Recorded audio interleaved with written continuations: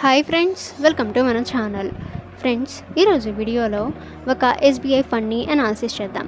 So friends, ఈ fund ఏంటి, ఇందులో మీరు ఎంత డిపాజిట్ చేస్తే మీకు ఎంత మెచ్యూరిటీ అమౌంట్ వస్తుంది, సో ఈ డీటెయిల్స్ అన్నీ కూడా ఈ వీడియోలో మనం చూద్దాం.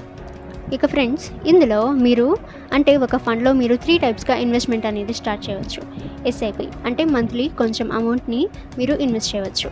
అలాగే ఎస్డబ్ల్యూపి ఫిక్స్డ్ డిపాజిట్ అనేది చేసి మీరు మంత్లీ ఇన్కమ్ అనేది పొందవచ్చు. అలాగే లంసమ్ అంటే ఒక్కసారిగా ఎఫ్డీ లాగా వన్ టైం ఇన్వెస్ట్మెంట్ చేసిన తర్వాత ఒక మెచ్యూరిటీ పీరియడ్ అయిన తర్వాత మీకు మెచ్యూరిటీ అమౌంట్ అనేది వస్తుంది.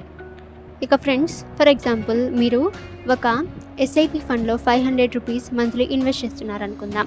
రిటర్న్ 15% అనుకుందాం. Time period 5 years.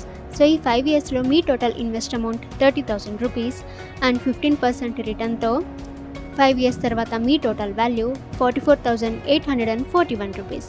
ఇక 10 years వరకు మీరు ఇలానే కంటిన్యూ చేసినట్లయితే మీ టోటల్ ఇన్వెస్ట్ అమౌంట్ 60,000 అండ్ మీ టోటల్ వాల్యూ 1,39,329 రూపీస్. 20 years తర్వాత మీ టోటల్ ఇన్వెస్ట్ అమౌంట్ 1,20,000 అండ్ మీ టోటల్ వాల్యూ 7,57,977 రూపీస్. ఇక ఫ్రెండ్స్, 30 years తర్వాత మీ టోటల్ ఇన్వెస్ట్ అమౌంట్ 1,80,000 అండ్ మీ టోటల్ రిటర్న్ అమౌంట్ అంటే టోటల్ వాల్యూ 33,24,910 రూపీస్. ఇక ఫ్రెండ్స్, మీరు ఇందులో వన్ టైం డిపాజిట్ అనేది చేసినట్లయితే అంటే లంసమ్ అమౌంట్ అనేది మీరు చూస్ చేసినట్లయితే సో 1 lakh రూపీస్ ఇన్వెస్ట్ చేశారు అనుకుందాం. రిటర్న్ 15%. 5 years వరకు మీరు ఈ ఫండ్లో 1 lakhని అలానే ఉంచినట్లయితే 5 years తర్వాత మీ టోటల్ వాల్యూ 2,01,136 రూపీస్.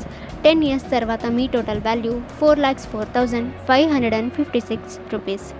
20 years తర్వాత మీ టోటల్ వాల్యూ 16,36,654 రూపీస్.